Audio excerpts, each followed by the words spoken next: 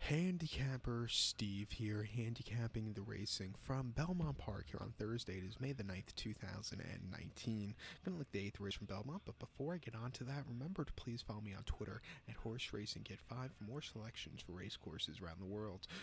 Keep in mind, the next few Thursdays from Belmont, first post will be just after 3 o'clock, 3:05 Eastern, and they switched up the Twilight Fridays to Twilight Thursdays. Personally, I think they should run Twilight Thursdays and Fridays. The later post time on weekdays should be good for them, but on Fridays you're going to take away from the people that come home early from work and go out to, a lot of people I know go out to Long Island for the weekend, and a lot of them will stop at Belmont on Friday afternoon and watch the races and watch the concerts afternoon, but they're not going to be doing it now this year. But I still like the early post, the later post time on weekdays. Hopefully they'll keep that going, but just add Fridays next year, and hopefully in a few years time lights, so they can run night racing. But that's going to be a whole big kerfuffle with the harness racing, but that's for another day. Let's get to the 8th race from Belmont, which was originally scheduled to be run on Friday, but here in New York City on Friday we just had it was clear as day 1 minute, and then the rain came, and my God, the rain came, and they had to cancel racing at Belmont, which was the right thing, because the track they weren't prepared for that.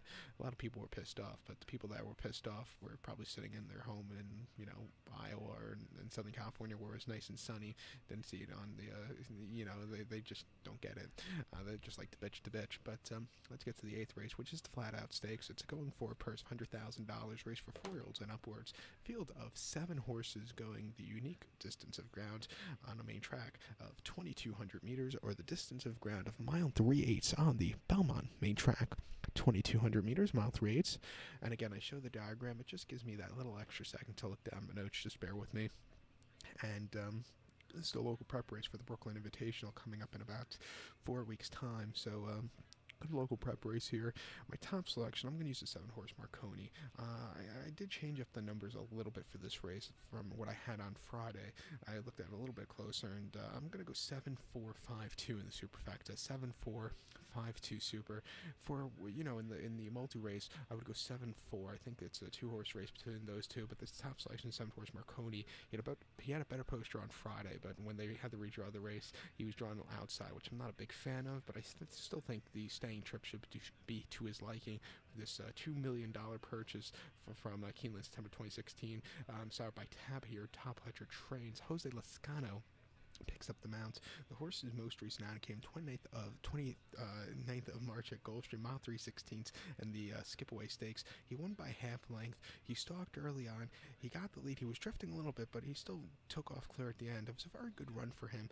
Second off the break, first off the break. Before that, just over 40 days at Gulfstream, 1 mile in the optional 25 claimer. First start against older horses. He finished 4th by 2.5 lengths there, and just stalked and had nothing. Never got into it. It wasn't the day to win. And then the Bluegrass at Keeneland, a mile in the 8th on the 7th of April. He finished 8th by 8 lengths. He had a little bit of a turn of foot at the end, but it wasn't anything substantial. And then he ran the Fountain of Youth. He finished 5th by 7 3/4 lengths. He was coming from behind, and again, a little bit of turn of foot, but again, it wasn't nothing substantial. He's a 2-turn horse. He's going to like to sweep and turns at Belmont. I think he could get a good run. His first 2 races, both at a mile and 8th at Aqueduct in the fall of 2017, were good races. His first one on the 17th of November, going a mile and 8th. He finished 2nd by 1 3/4 lengths, really closing up well behind another top Hutcher horse, Biblical. And then next start out, he won by 5.5 lengths. He didn't break all that well, but he took off clear at the end.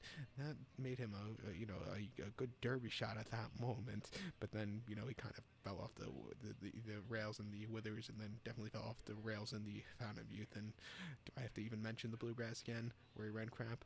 But I think the longer trip should help him, and he's been training well, and I think at 5-2 he should get the piece of it, so I'll take him. So to recap my selection for the 8th from Belmont, it's the Flat Out. Going to take the 7-horse Marconi. I'll go 7-4-5-2 in the superfecta. 7-4-5-2 super. So good luck to all, and please follow me on Twitter at Horse Racing Kit 5